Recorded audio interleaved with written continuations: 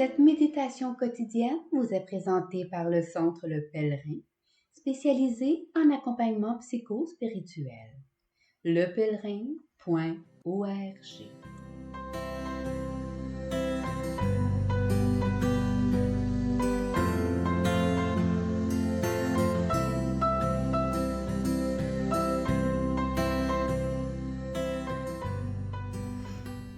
En ce temps-là, Jésus fut conduit au désert par l'Esprit pour être tenté par le diable.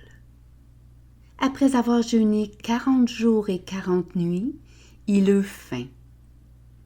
Le tentateur s'approcha et lui dit : « Si tu es fils de Dieu, ordonne que ces pierres deviennent des pains. » Mais Jésus répondit : « Il est écrit, l'homme ne vit pas seulement de pain, mais de toute parole qui sort de la bouche de Dieu. »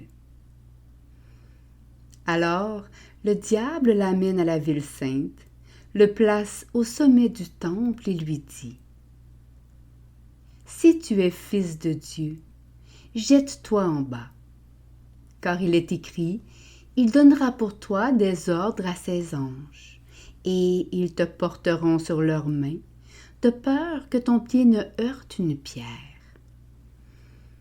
Jésus lui déclara : « Il est encore écrit, tu ne mettras pas à l'épreuve le Seigneur ton Dieu. » Le diable l'amène encore sur une très haute montagne et lui montre tous les royaumes du monde et leur gloire.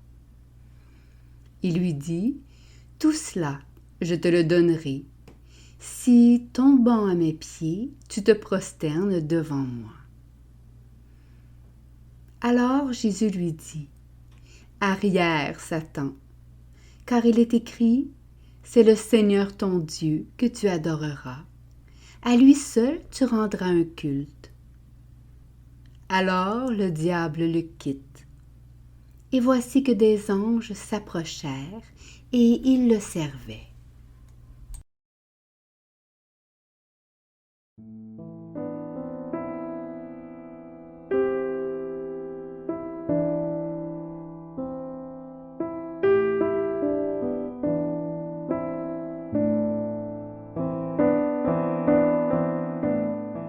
Méditation. Dans l'évangile de Matthieu, le texte qui précède celui d'aujourd'hui est le baptême de Jésus, où il est raconté qu'ayant été baptisé, Jésus aussitôt remonta de l'eau. Et voici que les cieux s'ouvrirent. Il vit l'Esprit de Dieu descendre comme une colombe et venir sur lui. Ce baptême ouvre le ministère de Jésus, sa mission trinitaire. Et à partir de maintenant, toute son existence devra se vivre dans l'obéissance à l'Esprit. C'est dans cette perspective que s'inscrivent ces premiers mots de l'Évangile présent. Jésus fut conduit au désert par l'Esprit pour être tenté par le diable. L'Esprit Saint conduit donc Jésus au désert de la chair où le démon s'est réfugié. Il connaît alors ce mal qui ronge l'humanité et qu'il doit vaincre afin de nous en libérer. Notre salut en dépend. Ceci nous rappelle que, comme chrétiens, notre mission personnelle et ecclésiale sera également un combat contre le mal. Combat conduit par l'Esprit dans l'union au Christ. Toute mission est donc un choix, un consentement, qui implique notre oui à Dieu et à nous-mêmes. Pendant 40 jours et 40 nuits, jeûnant, Jésus va mener le combat contre le démon. Puis, expression formidable, il eut faim. Cette faim est la même que celle qu'il exprimera à ses disciples lors de la dernière scène. « J'ai ardemment désirer manger cette Pâque avec vous avant de souffrir. Le combat contre le mal ne l'a donc pas vaincu, mais plus encore, lui a donné faim d'amour, de partager entièrement ce qu'il est, afin de nous faire entrer dans la vie et nous délivrer de la mort du mal. Puis surviennent les 3 ultimes tentations de Satan. Sa dernière tentative afin de détourner Jésus de sa mission. Et il est un point essentiel à comprendre ici. La personne de Jésus est sa mission.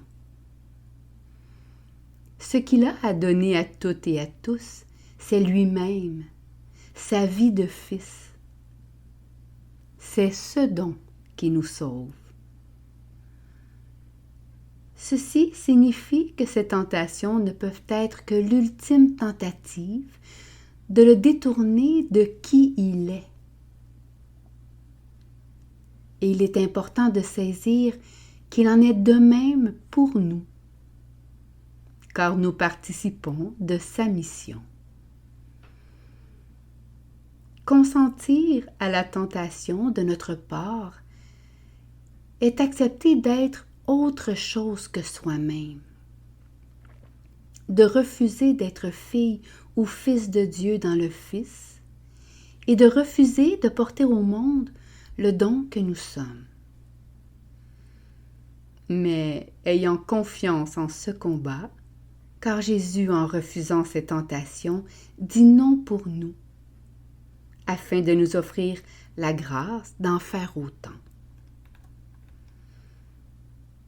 La première tentation, pour lui qui est la parole, le Verbe du Père, frappe de plein fouet qui il est.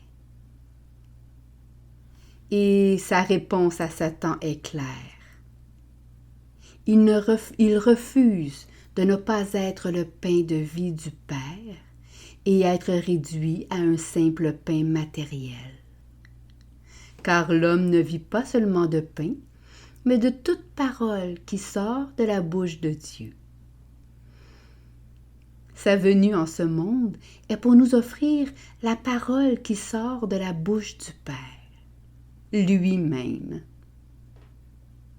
Ainsi, ne devons-nous jamais dire non à la parole de Dieu unique que nous sommes dans l'unique parole qu'est le Fils.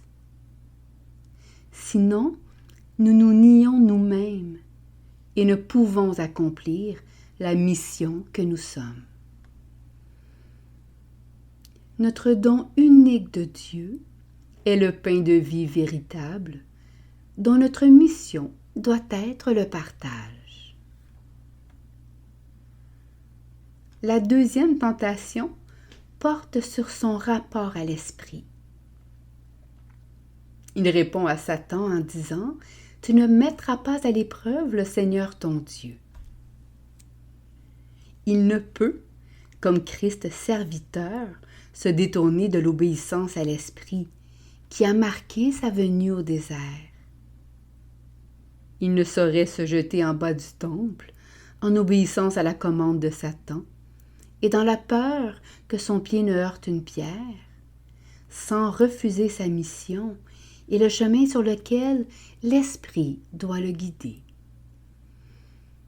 Sa vie ne lui appartient pas.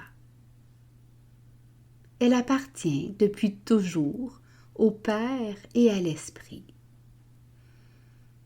Si, au cœur de la Trinité, le Père, le Fils et l'Esprit sont les uns dans les autres, le Fils en ce monde ne saurait consentir à cette tentation sans nier l'Esprit qui l'habite. Ainsi en est-il de nous?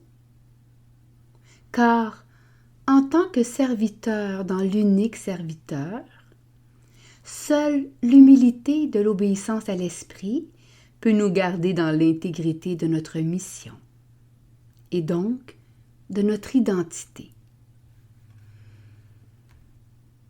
La troisième tentation vise le Père. Satan lui demande au final de renier le Père pour les biens de ce monde. Cette tentation est d'autant plus odieuse que la création, depuis toujours, est un cadeau d'amour du Père au Fils. Car c'est par lui, sa parole, qu'il a tout créé et que maintenant il veut tout sauver. Jésus, comme nous, ne peut que répondre: c'est le Seigneur ton Dieu que tu adoreras. À lui seul tu rendras un culte. Nous sommes dans le Fils, le sacrement du Père. Et toute notre vie doit être adoration du Père, communication de sa vie, de son amour et de sa vérité. Adorer autre chose que Dieu, c'est, ici encore, se nier soi-même. Car le Père est dans le Fils et dans ses filles et fils, tout comme nous sommes dans le Fils en le Père. Ce texte nous renvoie donc à 3 tentations trinitaires qui attaquent directement la réalité trinitaire de l'humain et notre rapport à la Trinité. À renier le Fils, l'Esprit ou le Père, nous nous renions nous-mêmes, dans notre identité la plus profonde. Nous refusons la relation et la communion avec eux et avec nos frères et sœurs. Consentir aux tentations nous conduit à nous évanouir et à vivre une existence sans vie. Nous revêtons alors un masque de mal sur notre propre identité et sur Dieu, et nous refusons du même coup notre mission. Malheureusement, tant d'hommes et de femmes en ce monde sont bernés par ces tentations et ne sont plus alors peints de vie, serviteurs et adorateurs, appauvrissant ainsi ce monde de la présence trinitaire. Consentons plutôt de tout cœur à être ces témoins trinitaires. Méditation écrite par Stéphane Thériault.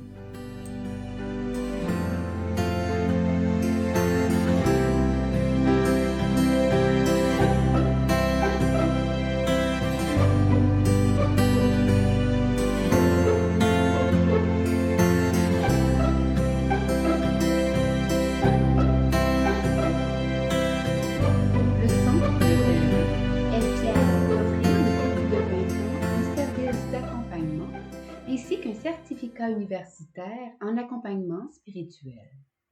Tous nos services sont offerts en ligne. Nous sommes situés à Montréal, au pied de l'Oratoire Saint-Joseph. Le pèlerin, le savoir intérieur qui transforme la vie. lepèlerin.org.